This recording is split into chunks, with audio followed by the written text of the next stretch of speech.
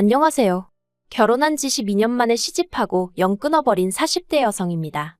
하마터면 애아빠도 끊어버릴 뻔했는데 이 인간은 그래도 막판에 숙이고 들어온지라 봐주기로 했고요. 말이 나와서 말인데 좋은 게 좋은 거다 하고 살았더니 주변 사람들이 고마워하기는커녕 말 그대로 저를 호구 취급하대요. 그래서 시집하고도 이사단이 났죠. 남편하고는 지인의 소개로 만났는데 당시 저나 남편 둘 다 직장을 다니는 평범한 회사원이었어요. 둘이 하는 일도 전혀 달랐고 취미도 다르다 보니 얘기거리랄 것도 없고 그래서 첫 만남이 마지막 만남이겠구나 싶대요. 그래도 주선자 체면도 있고 해서 제가 좀 대화를 주도해보려고 노력을 했어요. 그런데 남편은 그런 제 모습이 좋더랍니다. 쑥맥 같은 자기를 리드해나가는 제가 마음에 들었다나요? 아무튼 그랬는지 어쨌는지는 몰라도 그때야 제가 그런 남편 속을 어떻게 알았겠어요. 그냥 숙제 하나 해결했다 하는 마음으로 헤어졌는데 이후로 남편이 간간히 연락을 해오더라고요. 날씨가 좋다던가 밥은 먹었냐던가 뭐 별 시덥지 않은 내용으로 말이죠. 그런데 그렇게 연락만 주고받은 지 1년쯤 되던 때 제가 회사 일로 좀 크게 마음을 다친 일이 있었거든요. 그걸 알고 남편이 백방으로 나서며 해결사를 자처하더라고요. 그리고 결론부터 말하자면 상황 자체가 나아진 건 딱히 없었어요. 하지만 자기 일도 아닌데 두 팔 걷고 나서는 남편의 모습에 제가 마음의 문을 열었고 이후로 본격적으로 가까워졌네요. 2년 후에는 결혼 이야기까지 주고받게 되었고요. 친정이나 시댁이나 할 거 없이 경제적으로 여유가 없었습니다. 그나마 다행인 건 저희 친정 부모님은 두 분 다 오랫동안 직장 생활을 하셔서 노후는 그럭저럭 준비가 되어 있으셨지만요. 문제는 시댁이었습니다.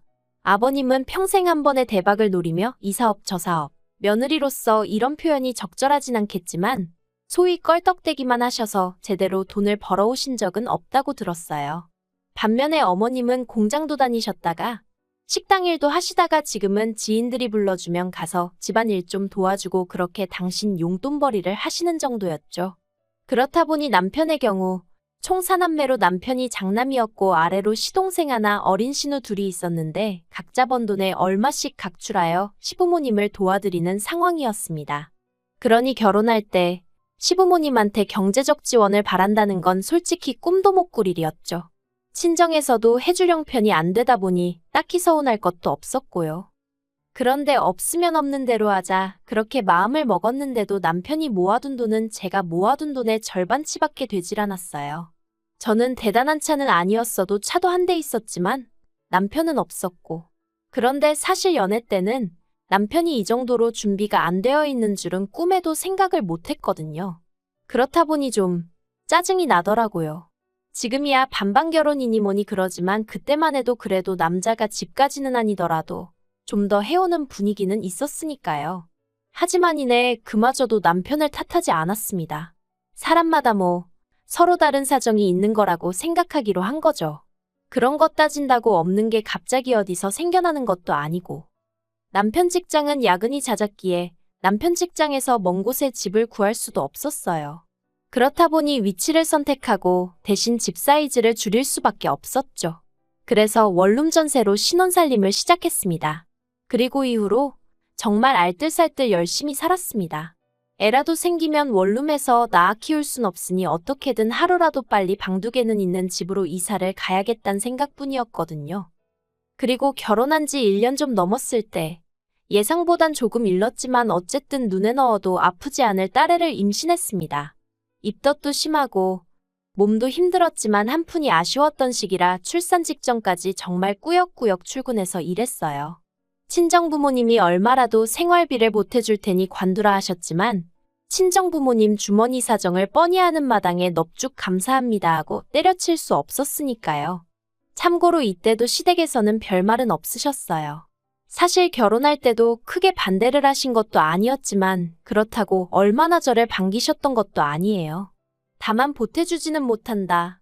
장가 갔다고 부모 형제 나 몰라라 하지 마라 그러면 마누라 그러니까 저만 욕먹는다 뭐 그런 이야기만 몇 번이나 하셨네요. 그리고 임신 소식을 알렸을 때도 시부모님 입장에선 첫 손주였는데 딱히 기뻐하시는 건 없으셨어요. 오히려 제가 회사를 안 관두고 계속 다니겠다 하니까 그걸 좋아하셨죠. 이렇게 적다 보니까 이미 그때부터 좋은 시부모님은 아니셨다는 게 새삼 실감이 나네요. 솔직히 바보같이 보이겠지만 결혼하고 초반에 한 2, 3년 동안은 시부모님 눈치를 많이도 살폈답니다. 어떻게든 좋은 며느리 소리 듣고 싶었고 주변 사람들한테 며느리 잘 봤다는 소리 들으시고 어깨 으쓱하시게 해드려야지. 그런 한심한 생각을 했었다니까요. 아무튼 그렇게 딸애를 낳았는데 그때도 시댁에서 뭐 하나 제대로 받은 게 없어요. 첫손주라고 옷 한 벌 해주시지 않으셨으니까요. 뿐만 아니라 시동생도 그렇고 신우들도 그렇고 속된 말로 입을 싹 닫대요. 저는 그래도 없는 살림에 자기들 생일이고 그러면 뭐라도 하나씩 꼭 챙겨주고 그랬는데 그래서 저도 그때 좀 기분도 많이 상했고 동시에 나름대로 정신이 들더라고요. 시댁에 암만 잘해봤자 별 소용도 없구나. 내 남편 내 자식이나 잘 챙기고 친정 부모님한테나 잘하자 뭐 그런 깨달음을 얻게 된 거죠. 이후로 시댁과는 가까울 것도 그렇다고 멀지도 않은 딱 그만큼의 거리를 유지하며 지냈습니다. 한편 그렇게 또 시간이 흘러 저희 애가 3살이었을 때였어요. 당시 저희 애는 어린이집 종일반을 다니고 있었는데 정말 마른 하늘의 날벼락처럼 어느 날 갑자기 원장에게 연락이 왔습니다.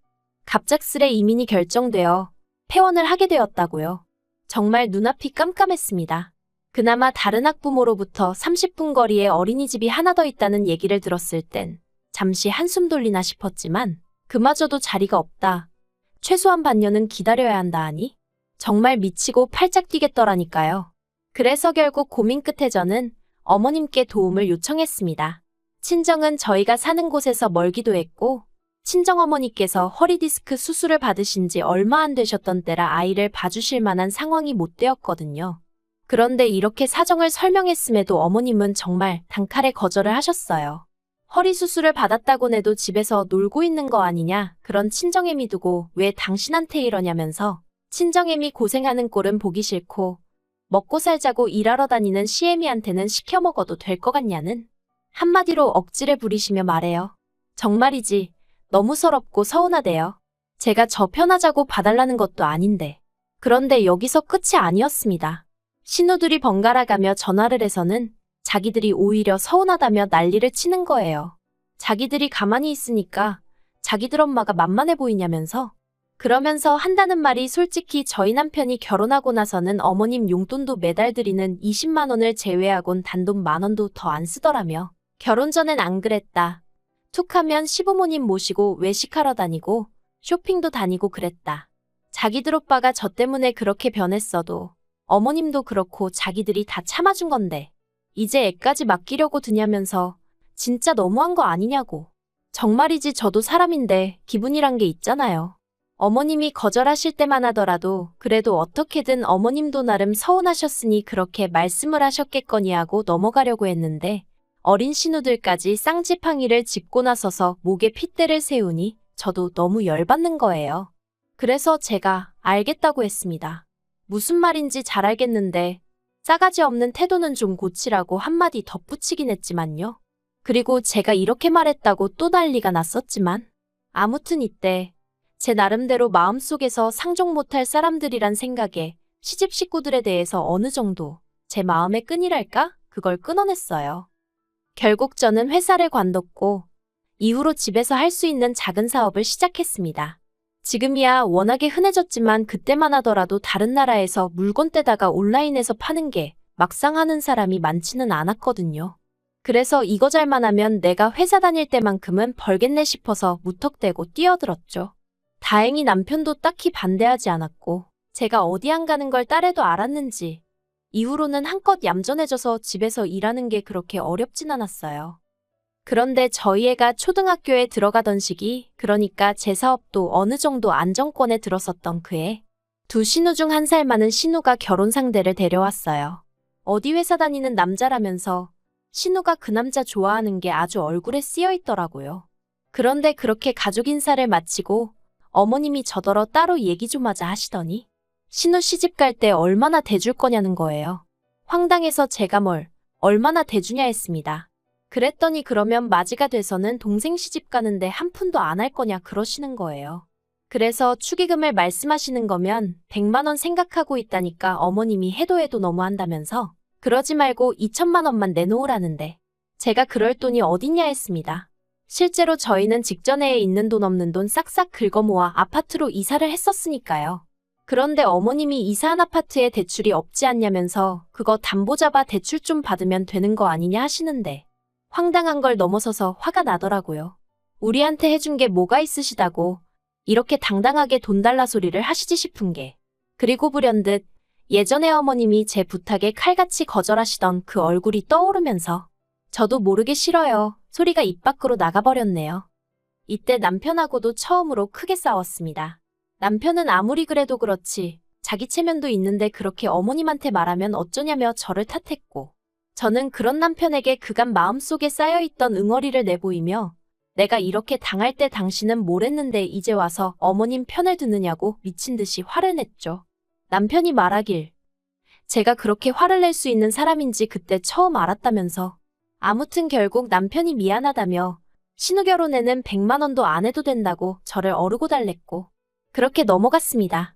신우는 신우대로 저한테 너무하네 어쩌네 난리를 쳤지만 제가 신우더러 아가씨는 우리 결혼할 때 단돈 5만 원이라도 했냐고 따지고더니 더는 아무 말도 못하더군요. 참고로 저희 결혼할 때 신우는 어엿한 사회인이었고 저는 없는 형편에도 신우한테 명품 지갑 선물했었어요. 그런데 이달 초였습니다. 웬일로 어머님한테 연락이 왔어요. 신우 혼수 때 크게 다툰 이후로 어머님과는 유난히 대면대면하게 지내고 있었기에 어머님의 연락이 반갑다기보다는 뜻밖의 일처럼 느껴지대요. 처음엔 받지 말까 하는 마음도 아닌 게 아니라 들었는데 한편으론 내가 뭐 죄졌나 싶은 생각에 전화를 받았습니다. 그런데 어머님 목소리가 누가 들어도 한바탕 운 사람이더라고요. 그래서 놀란 제가 무슨 일 있으시냐 물으니 일을 어쩌면 좋냐 하시면서 막내 신우 소식을 전하셨는데 충격이었습니다. 시집도 안 간 막내 신우가 암이라고 하셨으니까요. 그리고 그날 저녁 퇴근한 남편의 표정을 보아하니 남편도 벌써 소식을 들었구나 싶었어요. 저는 이걸 위로를 해야 하나 아니면 어떻게 해줘야 하나 도저히 모르겠어서 남편이 먼저 말문을 열기만을 기다렸고요. 그랬더니 저녁 식사를 마친 남편이 할 얘기가 있다며 저를 불러 세웠습니다. 그래서 해보라니까 자기가 막내 신우랑 통화를 해봤는데 막내 신우가 저희 사는 동네로 이사를 오겠다고 하더랍니다. 저희 동네에 유명한 병원도 있고 저희 부부가 있으니 좀 의지가 될 것 같다면서요. 전 좀 의아했어요. 솔직히 남편하고 막내 신우야 어떤지 모르겠지만 저랑은 평소에 연락을 한번 주고받는 것도 아니고 막말로 의지를 하고 말고 할 그런 사이가 아니었으니까요. 그래서 그냥 그래 하고 듣고만 있었습니다. 그런데 남편이 하는 말이 그런데 자기도 알다시피 우리 동네가 집값이 싼 건 아니잖아 하더니 그래서 말인데 당분간 우리 집에서 지내라고 하면 어떠냐입니다. 어이가 없어서 그게 뭔 소리냐니까 막내 신우 형편의 집이라고 구해봤자 반지 하나 빌라 정도일 텐데 아픈 애더러 그런 데서 어떻게 지내라고 하냐면서 우리는 방도 하나 남지 않냐 그러니까 여기 와서 있으라고 하는데 제가 미쳤냐고 소리를 질렀어요. 내가 지금 아픈 신우 병수발 들게 생겼냐고요. 그랬더니 남편이 깜짝이야 하더니 저더러 당신이 형제자매가 없어서 그러나 본데 보통 이럴 땐 서로 돕는 게 정상이랍니다. 그러면서 저더러 신우가 와 있으면 저희 애도 봐줄 수 있고 그러면 저도 일에 더 집중할 수 있으니까 좋지 않겠냐는데 아픈 신우가 솔직히 도움이 되면 얼마나 되겠나 싶기도 하고 아무리 따져봐도 까놓고 말해서 저에게 좋을 건 하나도 없어 보이더군요. 그리고 무엇보다 시부모님도 가만히 계신데 남편이 왜 이러나 싶은 게 어이가 없었죠. 그런데 여기서 끝이 아니었습니다. 그날 이후로 남편과는 며칠 동안 서로 없는 사람 취급을 하며 생활을 했는데 그러나 중에 다시 어머님한테 연락이 왔고 저한테 말 그대로 욕을 퍼부으셨어요. 피도 눈물도 없다면서 신우가 죽을 병에 걸렸다는데 그거 좀 옆에 끼고 챙겨주는 게 뭐가 얼마나 힘든 일이라고 그러냐면서 말이죠. 그런데 또다시 어머님이 제가 애 좀 봐달라고 부탁드렸을 때 애는 엄마가 키우는 거다. 네 친정애미는 뭐하냐 하며 막말을 퍼부으셨던 게 떠오르는 거예요. 그래서 제가 어머님이 하셨던 말씀 똑같이 했습니다. 어머님은 집에서 뭐 하시는데 아픈 딸도 하나 못 거두신다는 거냐고. 어머님 뭐 얼마나 대단한 일을 하고 다니시길래 아픈 딸을 남의 손에 맡기시려 하시냐. 그랬더니 이제 저더러 미쳤냐 돌았냐 하시면서 말버릇이 그게 뭐냐 하시길래 제가 뭐 틀린 말 했냐 했죠. 그리고 이 통화 내용은 다시 남편 귀에 들어갔고 남편이 그날 밤 아주 발악을 하더라고요. 어떻게 자식 때문에 마음고생하는 시어머니한테 그런 막말을 퍼부을 수가 있냐면서 저더러 네가 사람이냐 어쩌냐? 원수한테도 그렇게는 안 할 거다. 그래서 내가 마음고생할 때 당신 식구들은 누구 하나 날 위해 걱정해주고 말 한마디 따뜻하게 해준 사람 있냐? 원래 인간관계가 오는 만큼 가는 거 아니냐? 그런데 뭘 해준 게 있다고 당연한 듯 바라기를 하냐? 당신 식구들 너무 뻔뻔하다. 저도 이판사판이다 싶어서 그간 쌓여있던 속마음? 죄다 쏟아냈습니다. 막말로 이러다 수틀리면 갈라서면 되지. 남들도 이혼하고 잘만 사는데 나라고 못 살겠냐? 정말 별의별 생각이 다 들더라니까요. 그리고 남편은 기껏 한다는 소리가 제가 그렇게 맺힌 게 많은지는 몰랐다더니 그러면 집이라도 좀 좋은 데 구하게 우리가 돈 좀 해주자 그러는 거예요. 정말이지 이때는 진짜 입에서 쌍소리가 나갔습니다. 한두 푼도 아니고 뭐 3천이 어떻고 4천이 어떻고 하는데 진짜 뭐라도 하나 해주고 싶어서 환장을 했나 눈이 돌아갔나 그래서 남편한테 돈만 해줬다간 보라고 이혼이라 했어요. 그랬더니 남편이 저더러 진짜 너무한다면서 아주 그냥 눈물을 쥐어짜내더군요. 그런데 이튿날 남편이 뭐 얼마나 대단한 결심이라도 한 것 마냥 저더러 얘기 좀 하자더니 알겠답니다. 신우랑 같이 살자 소리는 이제 안 하겠대요. 다만 한 동네로 이사 온다는 것까진 자기도 못 말리니 그런 줄 알라는데 곰곰이 생각해보니까 한 동네로 이사 와서 들러붙고 그러면 그건 또 매번 제가 무슨 수로 거절하고 그러나 싶은 게 은큼한 시집 식구들이 나를 상대로 또 잔대가리를 굴리는구나 싶었죠. 그래서 제가 부동산에 집을 내놨어요. 아이 학교가 멀어지는 게 마음에 걸리긴 했지만 제가 차로 통학을 시키면 시켰지 시집 식구들 손바닥에선 절대 놀아나지 않겠다는 마음이었네요. 그리고 정말 신이 도왔다고 해야 할지 신우가 이사 오고 3일째 되던 날 저희 아파트도 팔렸습니다.